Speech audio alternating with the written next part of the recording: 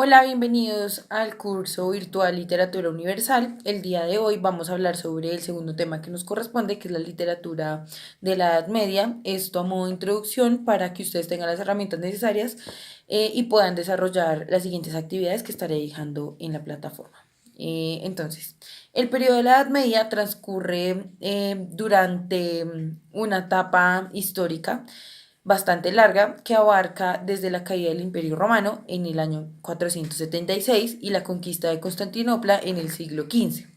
En España el final se suele situar en el descubrimiento de América y la expulsión de los judíos en el año 1492. Esto es importante que tengas las fechas bien claras porque a partir de allí es que se vienen a generar ciertos tipos de características de esta literatura. Entonces, la literatura de la Edad Media se subdivide en tres periodos, los cuales son muy importantes. El primer periodo se denomina Primera Edad Media, el segundo Alta Edad Media y el tercero Baja Edad Media. Entonces, dentro de estos periodos podemos, podemos decir que es un periodo eminentemente militar caracterizado por las continuas invasiones.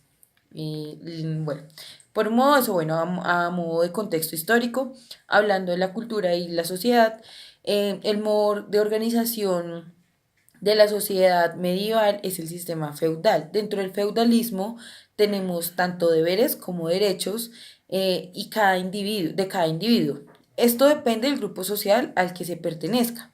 Entonces, los principales grupos son la nobleza, que es el grupo dominante y el que disfruta de los privilegios, los cuales poseen grandes ejércitos, tierras, riquezas, comprobables comparables más o menos a las del rey. En el segundo tenemos al clero. Es también un grupo privilegiado que poseía tierras y riquezas y se ocupaban de extender la doctrina cristiana. Es decir, hacen parte todo lo de la iglesia católica. Tenemos a los campesinos que carecen de privilegios y trabajan la tierra. Tenemos la burguesía, que es especialmente, esta se da más que todo durante la Baja Edad Media, desde el siglo XI hasta el Renacimiento. Y aquí tenemos todo lo que es el desarrollo del comercio, la mejora de las comunicaciones, surgirían otras clases sociales ligadas a la aparición de las ciudades. Entonces los burgueses eran más bien como comerciantes o habitantes, artesanos y grupos marginales más que todo.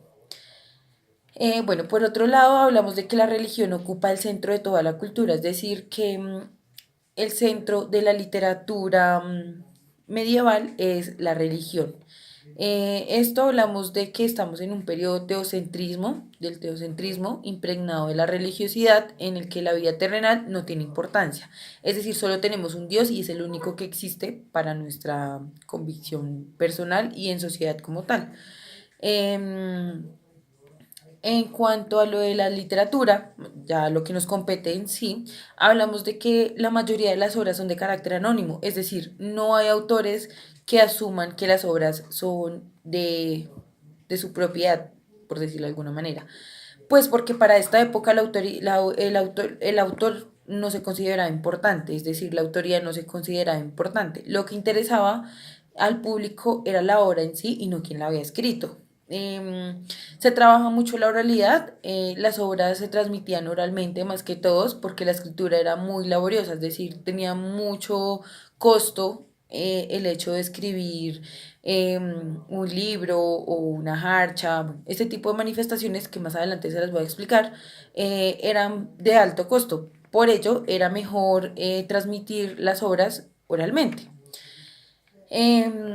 Hablamos de la obra en verso, entonces la mayoría estaban escritas en verso porque la prosa era la característica del habla colonial.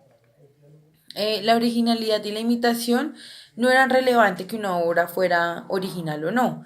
Lo importante era que el autor tuviera conocimientos y fuentes confiables para, para ejercer esto. Cuando hablamos de la literatura medieval es importante resaltar que tenemos tres géneros dentro de la literatura medieval. Y el más popular de todos fue la lírica. Entonces, la lírica es un género donde se expresa la subjetividad del poeta, que suele estar escrito en verso, pues había varias divisiones de lírica, que es la lírica tradicional, entonces eran más bien textos breves, orales.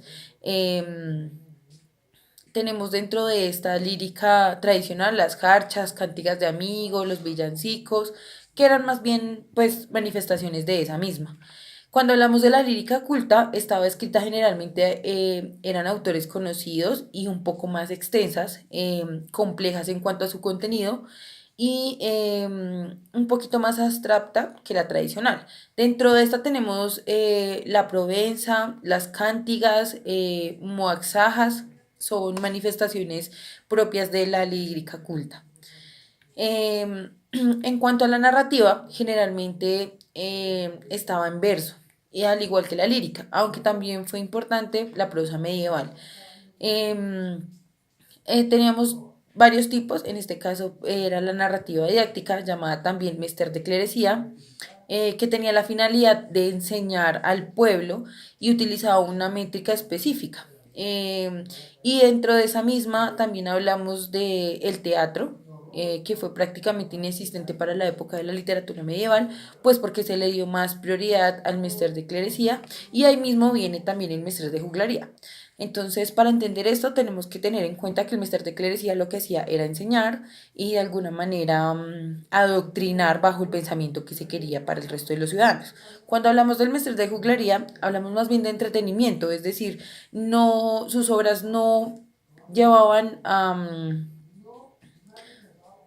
enseñar, sino a adoctrinar, a meter el pensamiento que ellos querían que todos tuvieran, adoctrinar como su nombre lo dice, y el Mester de Juglaría era más bien para las personas de la clase baja, todos estos de la burguesía hacia abajo, en el orden de la clase social medieval.